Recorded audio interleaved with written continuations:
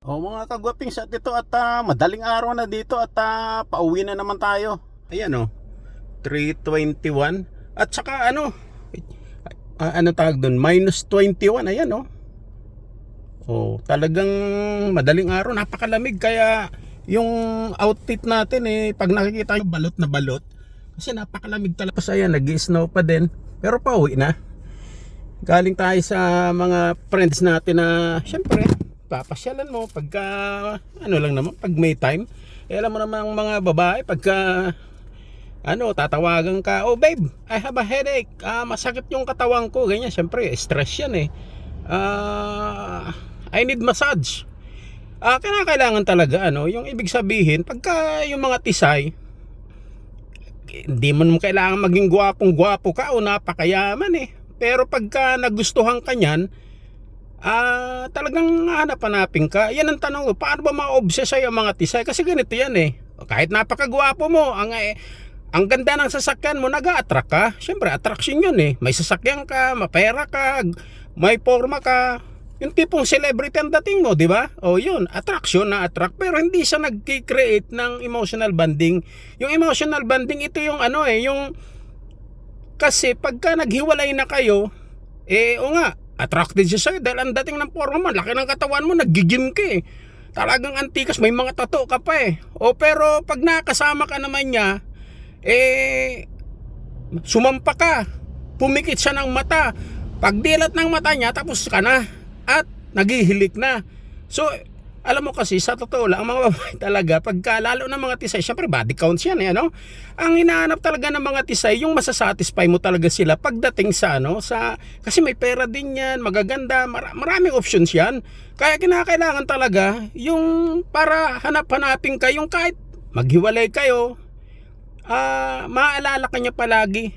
Hindi niya maalala niya pagka pagod siya, stress siya kasi alam mo pagka puro ka trabaho dito, nakaka-stress yung syempre, mahirap din talaga yung yung wala kang time sa sarili mo, tapos puro lang pera, tapos babae ka pa, syempre yung mood mo, gano'n. Iba rin yung, sabi nga nila, bakit ka kukuha ng buong pig, sausage lang naman ang kailangan mo. Mga katwira nila. Pero yun yung mga tisay na na mga, yung mga bata pa yan pero yung mga matured na tisay, iba ng ibang level nila, yung mga 26 pataas, na sila, yung isa nag-aalok na ng kasal, gusto na magkaanak, pagka gano'n, ibang usapan na yun. Kasi hindi naman tayo pantisay. Ngayon, pagka yung mga below 25, lang, just for fun, mga lang sila. Pero gano'n talaga pero ang ibig kong sabihin, para naman di ka makalimutan, isatisfy mo talaga. Halimbawa, na-massage mo na, nasa bed na, di ba?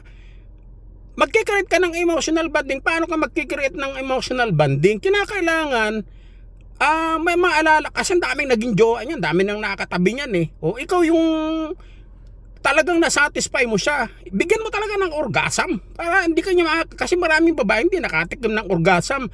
Marunong ka mag-foreplay, ano ba yung foreplay? Halimbawa wag yung pang lang, labas-pasok. Kinakailangan medyo may 1 o'clock, 2 o'clock, iba-ibang posisyon. Ilagay sa lamesa, sa kama, pasigawin mo, dirty talk, padapain mo, baka mamaya hindi mo pa alam kung pag nakatalikod kung saan mo hawakan, hawakan mo yung buhok, hindi sa likod yung parang di ba yung ponytail, mga ganon, tapos bulungan-bulungan mo, tapos yung mga sasabi mo, iba talaga kasi ang babae pag nakikita niya na nasasatisfy mo yung needs niya, talaga sila yung hanap-hanapin ka. Halimbawa, iharap mo sa